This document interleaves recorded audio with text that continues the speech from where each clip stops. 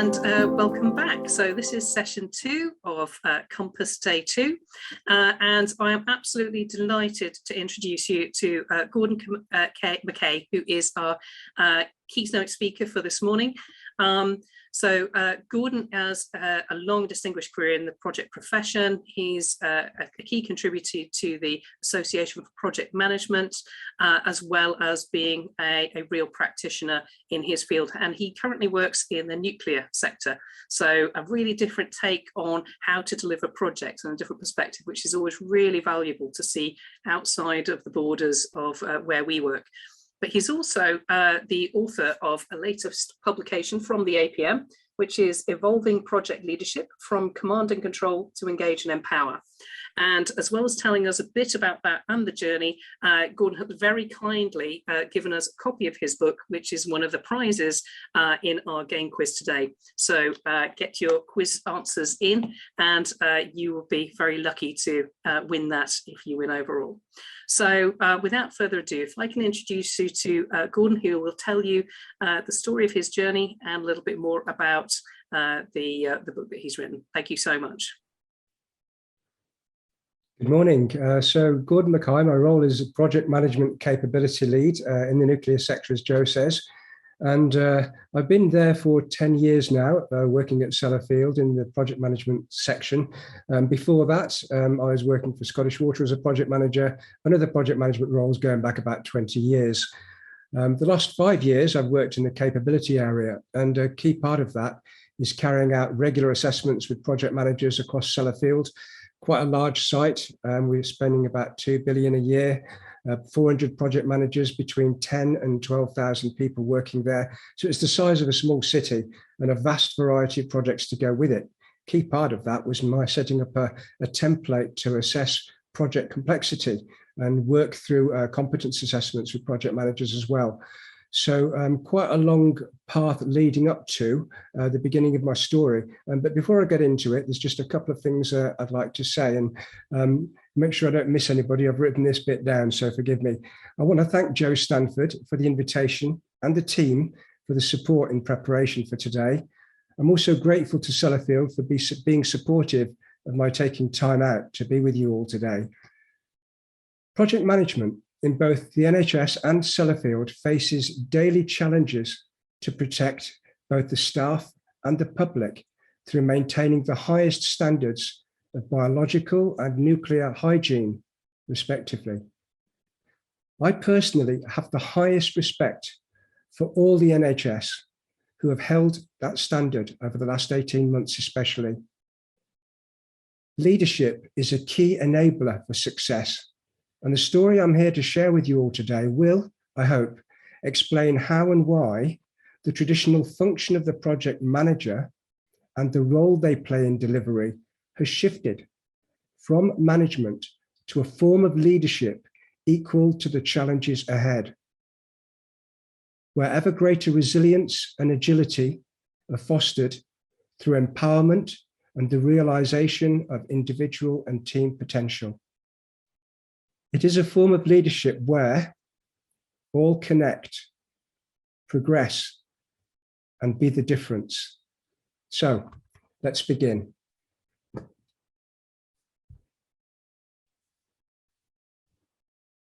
little over 2 years ago now, I was approached by my manager.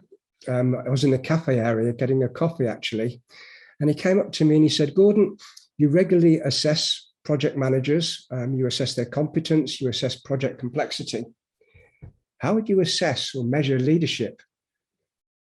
And initially I went into that task thinking it wasn't going to be all that challenging. I'd just think of a series of measures and questions that I could ask project managers to see if they were exhibiting appropriate leadership behaviors.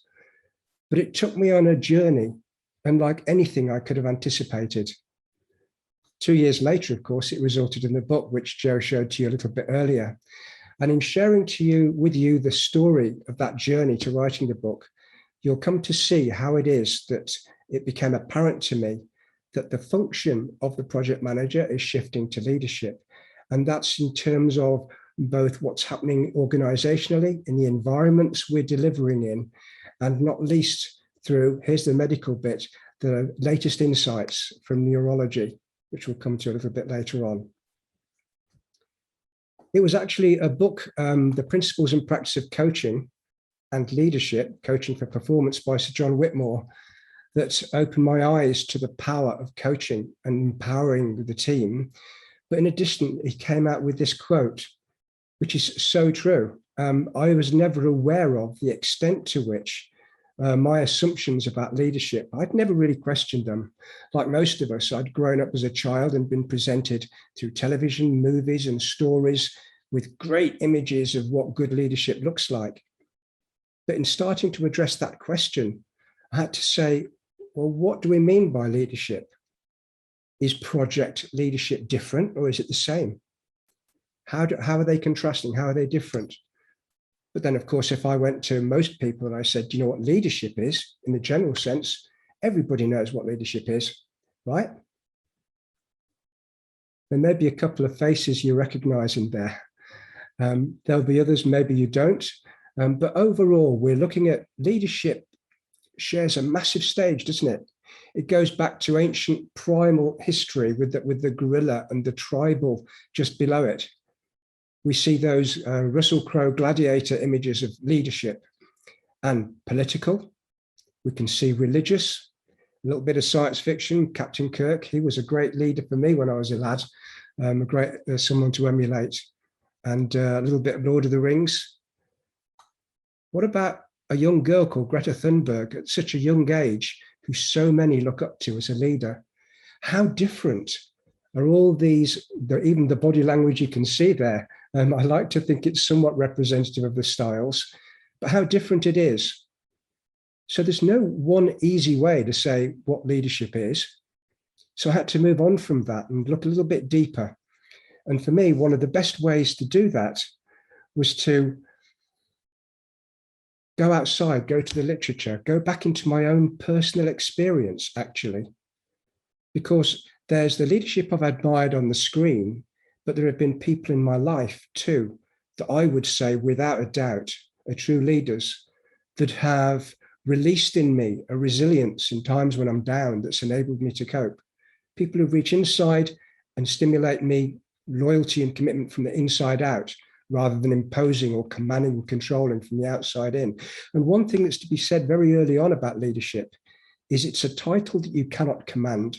You may well state, I'm your leader, but in the mind of the person you're talking to, you may or you may not be. In that sense, leadership as a title is bestowed, not commanded. And there are steps that need to be taken to achieve that relationship. But let me imagine we had a situation now where we've got a bit more time than we have, and I could invite you all to go out to the whiteboards or the post-its on the wall and think of a leader character, a person, widely known, television, film, star, stage, whatever, that you believe is inspiring and a great figure of leadership in your experience, someone you've looked up to from when you were young. It could be a family figure, actually, moving it back in towards the personal level. And then getting really personal. Now go back to those difficult times in life when somebody stepped in and what their body language, what their tone, what their form of communication was like. While you're doing that for a moment, I'll share with you a story of how I trained as an engineer in the Royal Navy and came out working briefly as a verger at Coventry Cathedral, fell into the orbit of an ex-Balliol College professor from Oxford, who took me to one side one day and he said, Gordon, you know, if you put your mind to it, you could get a degree. That was the first time in my life at the age of 27 that anybody had suggested realistically that that was even in any level of aspiration for me. Looking at my qualifications now, you'll see that was some inspiration. Ripping the clouds away, a shining peak in the distance. Nobody in my family had ever got a degree. Nobody I knew had ever got a degree, apart from this Balliol Oxford professor, a little bit thin on top like I am now, but speaking to me in a very quiet, avuncular and personal way. There was nothing assertive or command and control about that. And yet it changed my life profoundly. It inspired me to a level of commitment and loyalty to him when we worked together for a while. But it also set up something whereby I didn't want to undermine that high level of esteem he was showing for me, that respect he was showing for me. For me, that was a great example of leadership. So loud, no. Aggressive, no. Assertive, no. So that was a really powerful form of leadership for me. So I started to find myself in cognitive dissonance, for want of a better term, of separate images, as maybe you are perhaps for the first time now experiencing. So what is leadership? Which of these is right? And then taking from that, when I looked at project leadership, which after all was my function here, what does that look like? What would I need to do to identify what that looked like and then to assess it? What form should it take? And this is where I started to think about the function and the form of leadership. The function on the battlefield or the sports field is one thing. When we get into a project leadership situation and the person comes into the room to the leader, what are their behaviors like? What's the function of the project leader in that situation? What are they trying to do? And so I started to look a bit more closely about the project delivery profession and what's going on there. And that opened a whole range of challenges. One of the things about what we're seeing here now is the effect that people's behavior can have on others. We've certainly seen that through the pandemic. We've all experienced in our own life the way people treat us and how that makes us feel. Here's another little image for you to think about. Going back to those aggressive, assertive forms of leadership that's so widely promoted, how did you feel when you were spoken to and treated like that? Did it elicit a sense of loyalty and commitment? Did you feel like bestowing the title of leadership? And then imagine those people exercising that kind of behavior. How do you think they respond when you go to them and treat them in the way they feel licensed to treat others? This is quite radical, I know, and it's quite powerful, but it's worth thinking about if we're going to answer this question. So I went to the APM, the Association of Project Management. For those of you who are not aware, they're the UK chartered body for project management, and they bring out on a fairly regular updated version, because they believe in continuing professional development as well as professional development, a new body of knowledge which shares basic definitions and the language and terminology that we use in project management. And this one, which you can read there, is describing leadership and some key aspects of it. So vision, direction, feedback, and support, enabling people to do their best work, establishing a vision and direction, and influencing and aligning. Not much of the command and control in there, is there? But it talks about these people. Who are they? Who is it that the project manager stroke project leader we're starting to wear towards now is dealing with? Stakeholders. And when we think about these individuals or groups have an interesting role on the project, many people make the mistake, I think, of thinking stakeholders are the people out there somewhere outside of the project that we need to go and shake their hand and get them on board. Traditionally, stakeholder engagement, engaging with them like Jack Sparrow, engaging with the enemy on the high seas. Stakeholder engagement was often seen as a rather one-way thing, but it's moving in a different direction now, which we're going to expand upon shortly. Part of that is about the ability of engaging stakeholders. That's not simply engaging with, getting them engaged with you, and crucially with each other. And we'll be exploring that a little bit more further on. So here's the APM, the UK chartered body, stating quite unequivocally that stakeholders are not there to be managed. What does that look like in reality when we go out into the field, when we look at project managers and their line authority to manage, to command and control? What does that look like now compared to traditionally?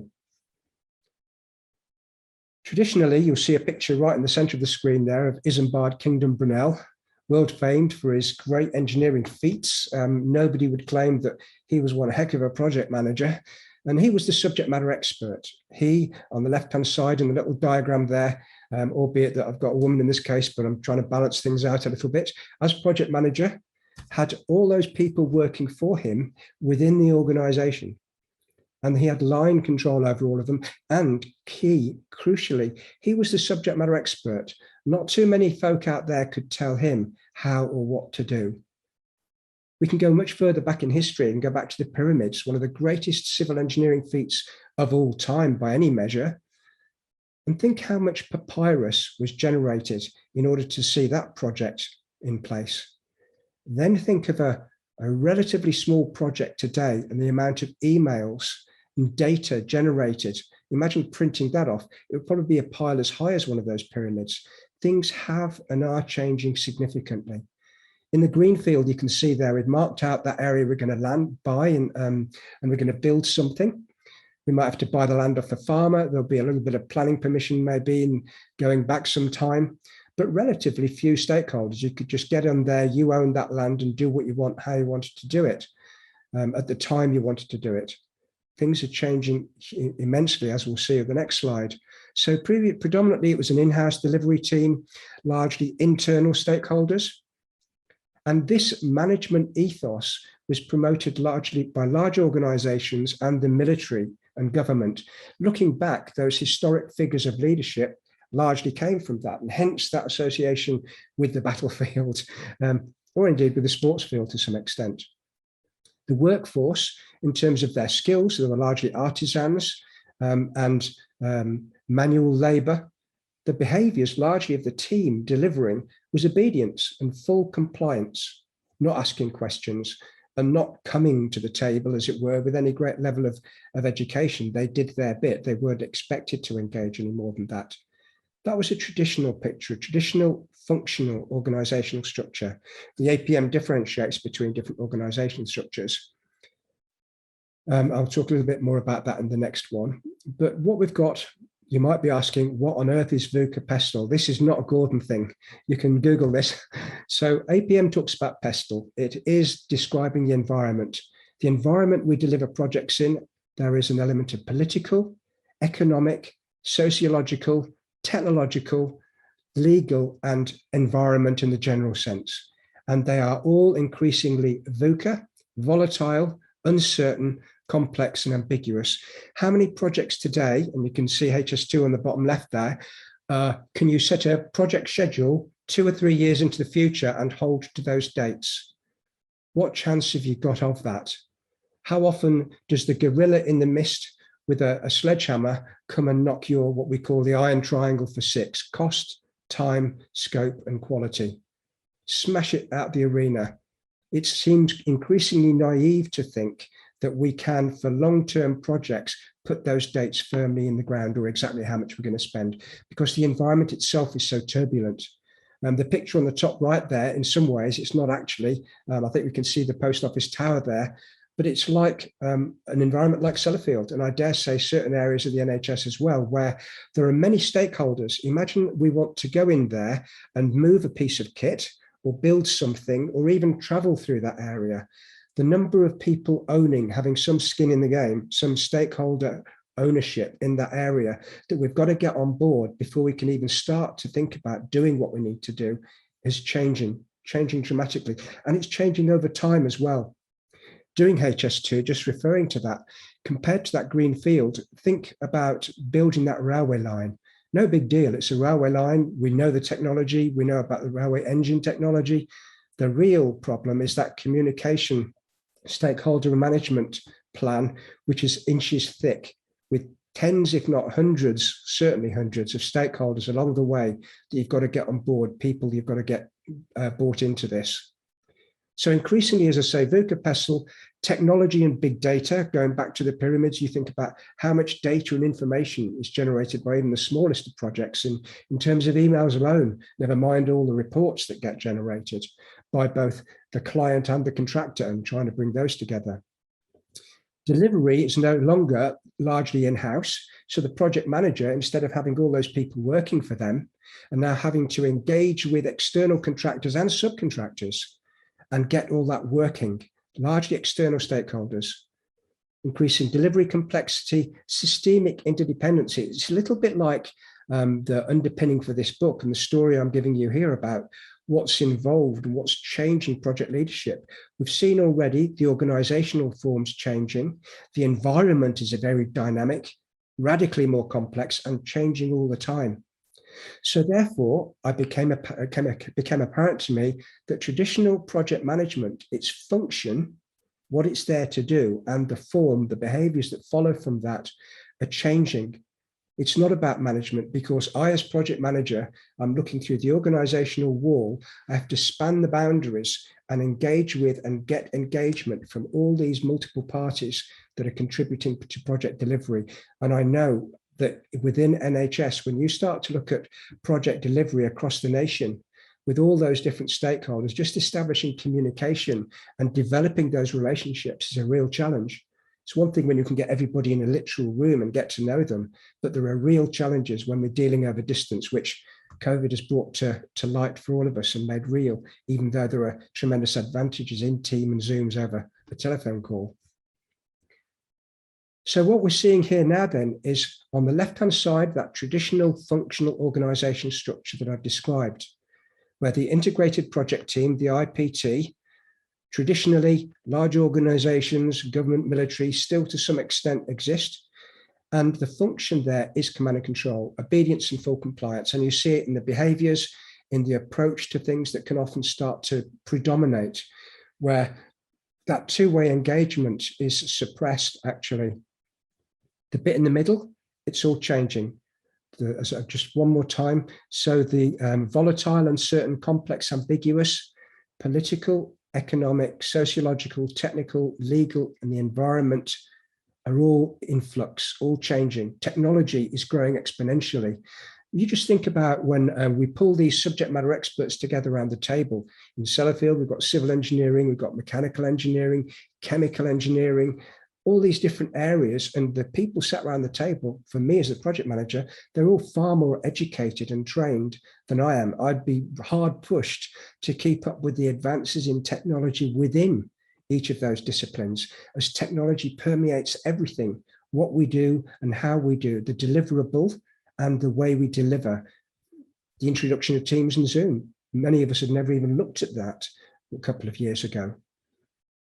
Contracted out delivery, increasing complex and systemic interdependencies in delivery and deliverables. That interdependency, it's a little bit like chaos theory, with a ripple of the butterfly's wings having all kinds of effects. Think of building an aeroplane. We decide to increase the speed, we have to increase the size of the engine, it affects the wing size. And there's those ripples and cascades of effects. Within project delivery now, Joe earlier was talking about change management. Every little change has a cascade of effects. And in many ways, one of the greatest challenges is understanding and anticipating what that's going to look like and maintaining some semblance of control over it. So on the right-hand side there, we're moving now to the project leadership. You see now the leader is supporting the teams. It's more of a facilitative role. The project leader is the person that spans the boundaries between organizations and between silos, between disciplines, acts as the glue, the catalyst to bring everybody working together. I love the metaphor here that one can use in the nuclear field of the difference between atomic fission, where there's all kinds of byproducts of that kind of strong command and control and assertiveness over people and the effect that can have psychologically, and the idea of fusion, where everybody is engaged and committed, they've got the shared vision, and they're completely aligned with the direction, the vision for delivery and the deliverables. And the project leader is the catalyst to set that up, get that working, get everybody working, get that collaboration working together. So now we're leading through rather than managing uncertainty, because uncertainty will continue throughout delivery now. It's not something you can anticipate at the beginning and across the next 2 years. Emergent complexity is a real thing. COVID's a great example of that, unfortunately. So our stakeholders are largely external. There will still be the client organization and people within that the project leader must go and engage with. So in Sellafield, there's a great example of we have an operational environment where stuff's being doing. And the idea that the project manager can walk in there assertively, hands on hips, chin thrust forward, tell everybody when they're going to come in to do their project, what they're going to do and how they can do it, and that the stakeholders there, the operational management, are going to sit back and say, yeah, that's fine, is laughable. It's not going to happen. They have to know and agree to every step of that process about the what, when, where, and how. And this is down to the project leader establishing relationships with these stakeholders, internal and external, that facilitates collaboration. And there's some key steps on the way to that. Part of it also is that one of the reasons that many military commanders lost their battles or lost wars is because they lost sight of what was going on at the front. What we must do increasingly to these experts, subject matter experts out at the cutting edge, as it were, is to devolve, to empower, to stimulate the level of resilience and agility that's needed for them at the front, wherever they are, to deal with ongoing change and just come back by exception to the core, to the central leadership function when there's something that's going awry. So there has to be a significant level of delegation. So we're talking about facilitating resilience, engaging, influence, and the empowerment and collaboration. This is all about soft skills, which are not easy, they're hard. So then the function of project leadership as we move forward, taking into account the change in organization, the change in the environment alone, these two key areas result in the necessity of the project manager moving more to a leadership role, which is about empowering, facilitating, to realize individual and collective team potential. And this is where I move from the fission form of nuclear to the fusion of getting everybody working together. And that dream of fusion power, because the power that the good project leader can release when all those brains and motives are engaged and aligned in the same direction is far beyond what can be imposed, especially when we're working at a distance. And increasingly, the project manager, project leader doesn't have day-to-day visibility of the team to be checking and watching. That kind of traditional version of chasing around, keeping an eye on everybody. You've got to empower and engage people from the inside. They've got to be motivated. So to foster collaboration and the emergence of that synergy, that where the sum of the parts is greater than the individual. And the form that takes, the behaviors to lead through rather than managing uncertainty, means getting those diverse high-tech subject matter experts on board, promoting resilience empowerment to inspire, engage, and influence, fostering this collaboration soft skills. This came as a shock to me. I don't know how many of you are familiar with the neurologist David Rock and the work that he'd done, and resulting in this. It ties into other work as well. I remember reading about, I think Alessandro Damasio talks about the enteric nervous system and the fact that the primal brain, there are millions of neurons in our gut, which influences what we perceive and how we behave. The gut instinct, as it were, kind of ties into this, and the tickling of your amygdala when we feel we're suffering from a threat. Many of those traditional leadership behaviors manifest themselves in the form of a threat behavior, what's perceived consciously or unconsciously as a threat.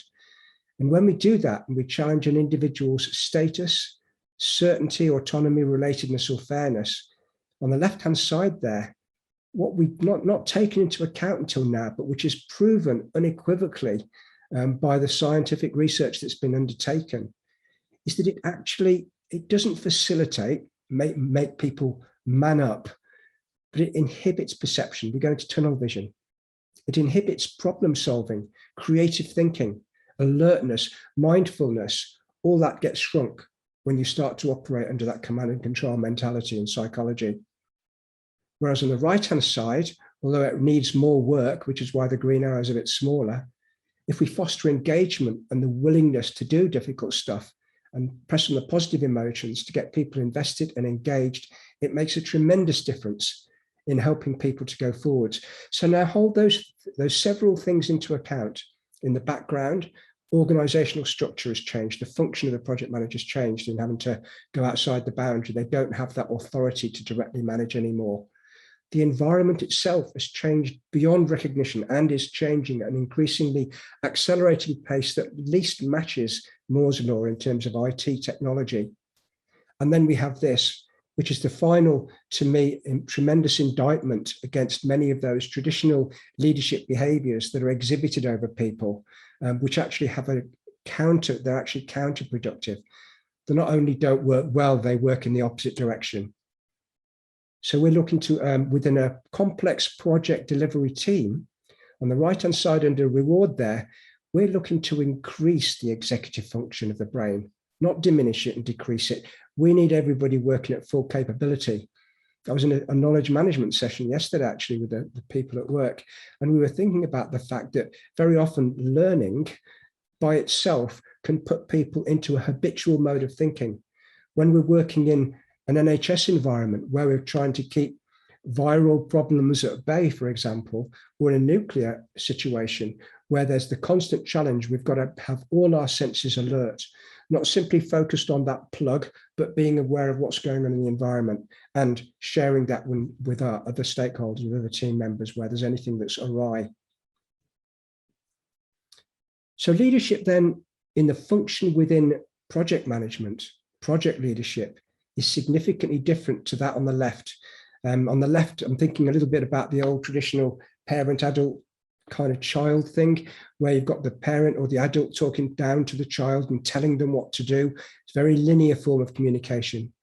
The example on the right there, where we've got, imagine each of those people on the periphery are design experts, mechanical, civil engineering, chemical, whatever, electrical, and they're all producing their drawings about what's to be done. If they're not talking to each other, then we're going to end up with clashes on the project where one person designed a pipe and somebody else has put a wire in that goes in the same place, problems holding up the project because people are not talking to each other. So very much the person in the center of this, the leader, has to be not threatened at the thought of empowering others. Some people are, we've all seen that, but to be a real leader, you have to not be of that command and control mentality whereby you see anybody asking questions as a threat, a bit of whack-a-mole, get them back in their box because they're threatening your authority. It isn't like that. The very function of the project leader now is to go out there and get that level of engagement where people feel open to talk and challenge. And it's not a challenge to authority, it's a focus on the task in hand. So the task of the leader is securing engagement from and between. Here we can see at the top, it says lead as they would be led. Now, this is quite interesting. I started off with the old Christian thing as treat others as you would be treated, therefore lead as you would be led. But actually that misses a step, doesn't it? Because the they may be in various stages of competence, of learning, of understanding. Their perspective on the issue at hand may be different to yours. So one of the key things, one of the key skills and competencies of a good project leader is to get into the place where they can appreciate, the L and the F, by the way, stands for leader and follower, get into the place where they appreciate where the follower is at so that they can help them develop and move forward from that. So we're moving from that traditional leader to follower, one-way communication, to developing rapport. And this is a key step. When people come in for the meeting, just starting off with the agenda and launching into it, a massive opportunity is lost to work on those relationships, making that eye contact with individuals. How are you? Are you okay? Is the family okay? Are the kids okay? Those little things for the followers, the team members, are tremendously important to make them feel that they're moving from it's all about me over you to about we, about us, moving along that leadership development curve, gaining rapport. And the next step that follows from that is collaboration. So it's going from a very unidimensional to a three-dimensionally engaging and empowering. It does mean, of course, that a key challenge for organizations in this, and I bring this out in the book particularly, is that the followers now, whilst not being treated the way they were, need to be engaged in such a way that they're willing to take greater ownership. And moving people onto that level is a skill all of itself, which is also part of the project leadership function. So I'm going to touch very briefly, in the time I've got left now, on these other tools which you can use. There's the GROW model by Sir John Whitmore, which looks at coaching. And then there is the Tuckman and the Hersey Blanchard situational leadership models. Each of these respectively talk on the left there about moving the team from that stage where everybody gets together, who's in charge, where there's an element of challenge and being able to stand back and intervene only when necessary as the team gets to know each other, getting to the stage of norming and then performing where we're working collaboratively as one. And there's some parallel with that on the right-hand side, which is about situational leadership, where we start off with directing, and not the directing as in squaring off an eyeball to eyeball, but more of a coaching form of directing, moving them up and around towards the level of delegation and full ownership. These are all areas which one could talk about at length, but they informed the book. So I'm coming now towards the end of my period about what does this assessment of leadership look like? And very quickly, what I enlarge upon in the book is the necessity for the project leader for to start with themselves actually, insight. Where am I now? What are my strengths and weaknesses? Some level of situational awareness about myself in terms of my development, my growth, my aspirations, my career. And then I do the same for each team member as an individual. I've got to get to know them. Where are they now compared to where they should be in the sense of any mandatory training? And then starting to look forward as well. So for myself and the team member, looking forward, what can we anticipate? Where do we need to be? This project, have they got the skills for it? Have they got the licenses necessary to do what they need to do? And these two inform situational awareness of where we've come from, where we are now as individuals and as a team, and then where we need to get to. And that informs the vision and situational understanding. That situational understanding is key. We now know where we are and the steps in the dance to where we need to get to. And that gives us essentially 9 steps. Insight, me as an individual at the bottom there, then as a team, the team members as individuals, then the team as a whole. Then we do the same for each of those steps: insight, foresight, and vision. If we do this, if the leader does this, then the assessor can come into the room and say, show me then that you're practicing these leadership skills and competencies. What are you doing in terms of the insight, the foresight and vision? It can be documented. This is what I've discovered about the individuals in the team. And in terms of that third level, the vision of the team, it's being able to, referred back there to Tuckman, where is the team as a group? Each time a new member joins, monitoring how that's working. Why isn't Joe talking to Jane? You need to engage with that. That's the role of the project leader to address that. So I've taken you here through the multiple steps to get both the team engaged. And just one quick one. Imagine now that you've got Joe that's working for you, and from the past until now, it's all been about telling them what to do. Come the day they come into the room, you get them to sit down and say, Joe, we've never really discussed what your aspirations are for your role in project management. Do you aspire to becoming a project manager, an agile project manager, an IT project manager? Where are you looking to get to? Suddenly, you're getting into the realm where you might just get some rapport and the title of leader bestowed upon you, because now they're seeing you as something else, somebody who has a respect for them. You actually see them as individuals, as human beings. And that is the source of the greatest power of all, because when you can start to delegate, that will free you up to look out to the horizon, to start to do what a project leader does, which is anticipate and actually set the direction and develop on that vision. So the power then is not the power imposed by one overall, but that fusion power of synergy, where one, you as project leader are the catalyst, where you release that power of everybody working together. I've been there inadvertently. The first time I was a project manager, I was not the subject matter expert. And I deferred around the table to everybody and said, I need you. And that's a classic sign of a great leader. It's about we. It's not about me. It's about releasing the power of us together. So where collaboration and empowerment through delegation distributes agility and fosters resilience equal to that volatile, uncertain, complex, ambiguous delivery environment. So we're nearly there. You're the future. I love this quote from the Hopi. I think Barack Obama quoted it. You have been telling the people that this is the 11th hour. We look out there and we see others failing in leadership, in whatever sphere of activity it is, human endeavor it is, and we can easily criticize them. But now You must go back and tell the people that this is the hour. This is the hour. We are the ones we've been waiting for. You can be the difference. Lead as they would be led. That's it. Thank you very much. That closes out my presentation. Thank you so much, Gordon. That was absolutely fantastic and really inspiring. Some really wonderful insights there and very thought-provoking.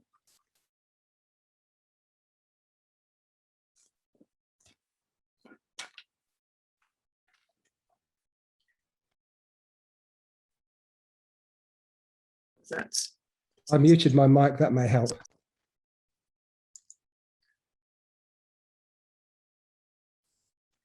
How's that?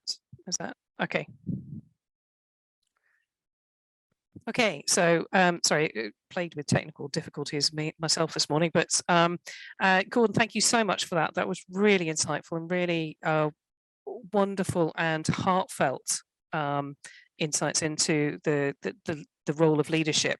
And I think very thought-provoking. There's been some really fantastic chats going on and people really engaging with the things that you've been saying and reflecting on their own experiences. There are a few questions that we have to go through. We might not get through all of them, but I might sort of group a couple. But I think there was something very important about the last bit and reflecting on the chat.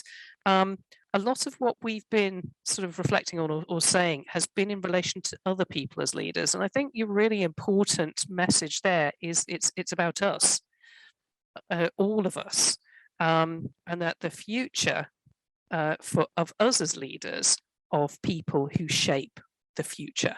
So what's our responsibility? What do we need to do? What do we need to do to make it happen? And I think that's a really important message for us all to take away, is that we're the ones that are going to have to model the future that we want to see.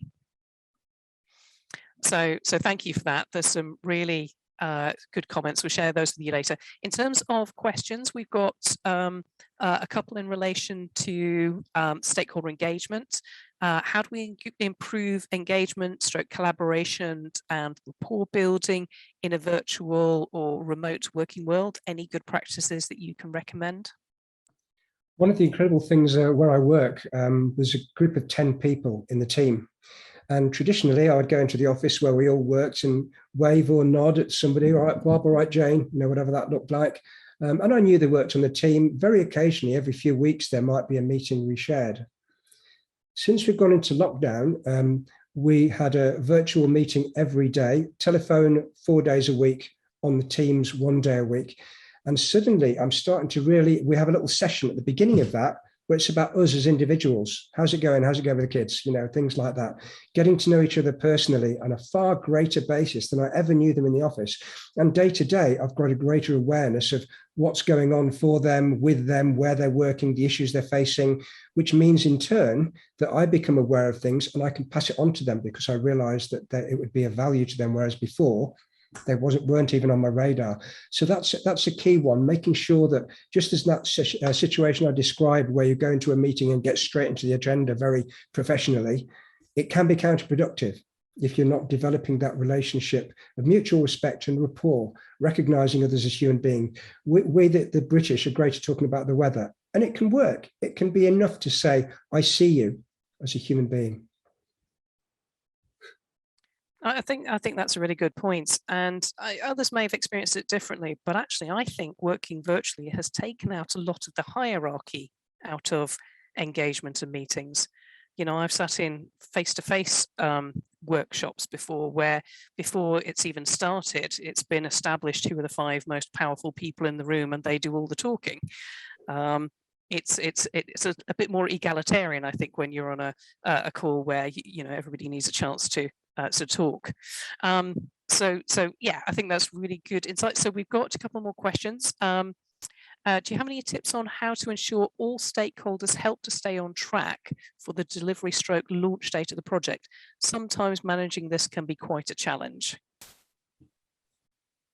I think all too often we only get in touch with people when we need them for something. People pick up on that. We as recipients pick up on that. The only time a manager or somebody talks to me is when they want something from me.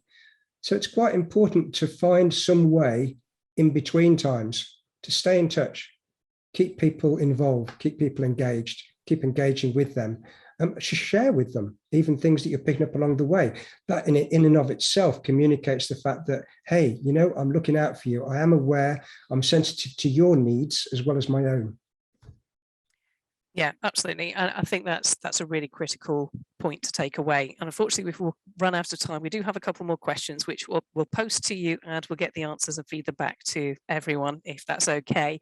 But just once again to say thank you so much for your time today and for your impassioned presentation. It really is inspiring. And for people who want more details, one lucky winner is going to get a copy of the book that gives all of this in much more detail in there. But if not, you can buy it from the APM or from Amazon. And I thoroughly recommend it. Again, thank you so much, Gordon. It's been absolutely fantastic having you with us today. Thank you all. Okay, and everybody, you've got 15 minutes now before the next session, and another fantastic one lined up, which is all around risk management, but none of you seen it before. So what do Hollywood 1950s B movies have to do with risk management? Find out next in the next session. Thank you all. Have a great time. Thank you very much.